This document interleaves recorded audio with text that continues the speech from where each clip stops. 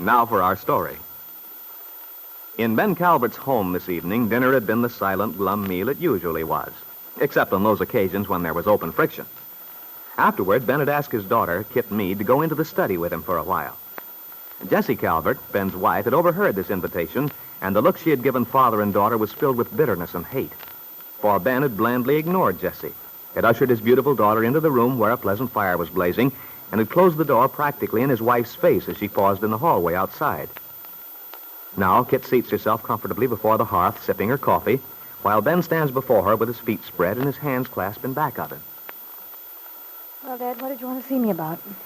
Frankly, Kitt, my main purpose was to get away from Jessie. Well, I can certainly sympathize with you. How you could ever permit yourself to marry her? You may thank yourself for that. If you told me the truth before you went to California, it couldn't have happened. It was the only way to keep her from telling her malicious story. Oh, Dad, you could have found some other way. Oh, no, it wasn't my fault she managed to get you into such a wild-eyed state of mind you thought you had to marry her to save the honor of the family. Well, there's no help for it now. It's too late. We'll have to make the best of it for the time being. She irritates me so. She always has. Oh, let's talk about something pleasant. What, for example? Your business? That's a favorite topic with you. If it is, you haven't suffered because of it. All right, Dad. Tell me, did you cut any throats today? Foreclose on anyone? Sounds like you're trying to make me out to be a villain. To hear you talk, a person would think I specialized in cheating widows and orphans out of their insurance money. Well, perhaps your methods are a bit more subtle. Business is business. There's only one way to get ahead. It can't be soft. And by the way, that's one of the facts of life I'm going to teach that grandson of mine, just as soon as he's old enough to understand anything. That youngster certainly made a hit today down at the office. Did he? Bet your life he did. Men were all crazy about him. Are you sure they weren't just buttering you up? Why should they be? Well, I can't see any reason for making such a fuss about the child. He's just a normal, healthy baby. Mary Lane seemed to think he was more than that. Aunt Mary? Yes, I ran into her on Main Street. She was very much impressed with the boy. And I suppose you were your usual tactful self, gloating all over the place. Well, maybe I did gloat a little. I feel I have it coming to me. You should have seen Mary's face. She looked at the child so intently. She was probably surprised to see you in the role of the happy grandfather. No, she was obviously taken with him. Well, she kept looking into his eyes. Oh, it did my heart good, knowing she couldn't find a thing wrong with him. He's a wonderful child, Kitt. And it's lucky for him he has me for a grandfather. Why? Oh, you know very well. What plans have you made for his future?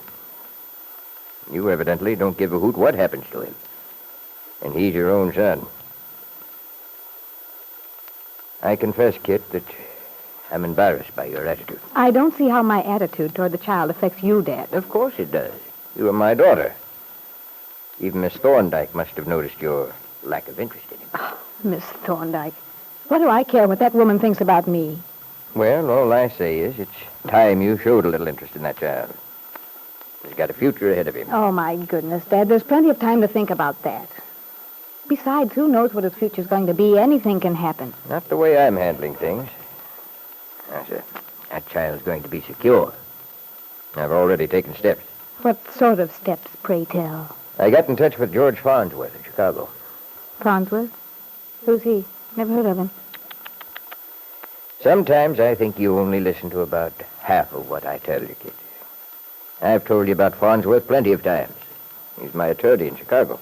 Oh. I'm having him draw up a very sound financial arrangement. A trust fund for the child. And, of course, that involves changing my will, too. Oh, Dad. There's no point in being careless about such things. He's coming down soon. We'll get the whole matter straightened out. But I want you to know this, Kitt. You and the boy are going to have everything. Well, that's nice of you, Dad. Money. I ought to be grateful. I am, in a way.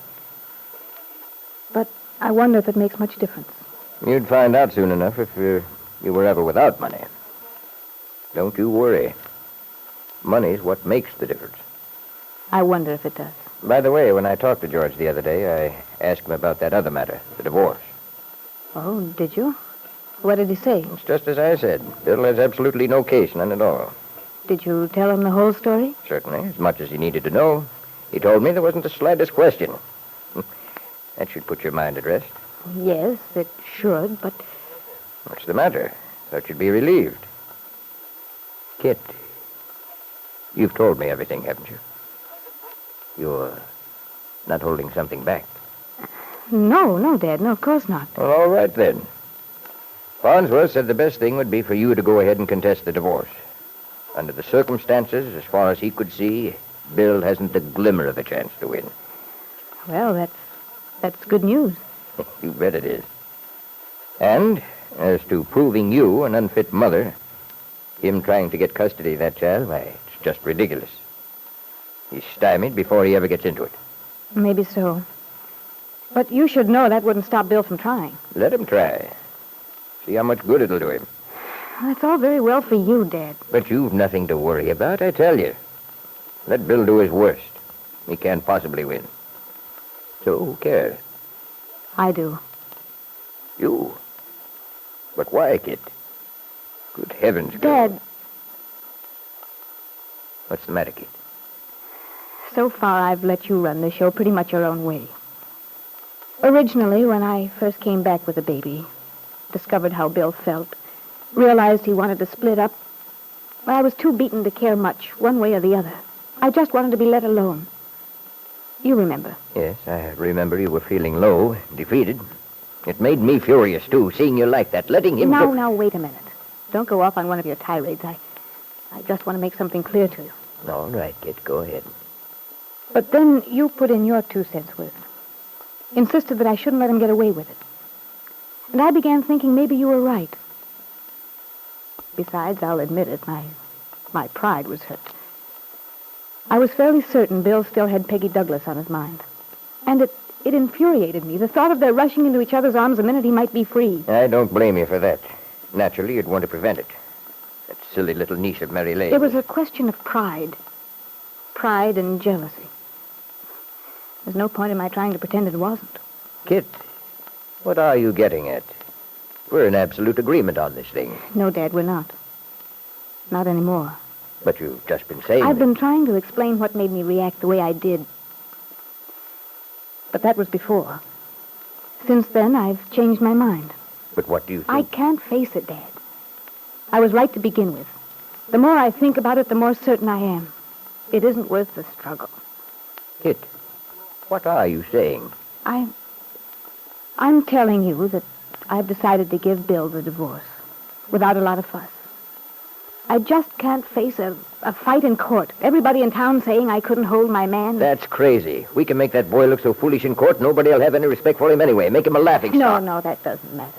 It's not that I have any feeling left for Bill. I haven't. But it just doesn't seem worth the trouble. Don't you understand? No, I don't, and I'm not going to let you do it. You're not going to give in to him. Please, Dad. Oh, if you only knew how tired I am.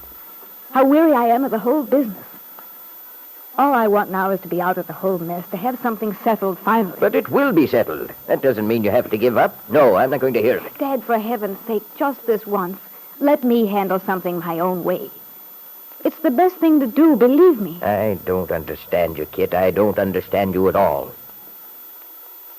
Baffled, Ben looked into his daughter's face. He couldn't imagine why she was so frightened to face a divorce trial in court, when he just told her there was absolute certainty that she'd win. But what you don't know, Ben, is that Kitt is afraid the real truth might come out in court. The fact that the baby boy you're so proud of is not your grandson at all, but is the son of Lisa Fenner. If this became known, a great many people in Wakefield would have a good laugh at your expense.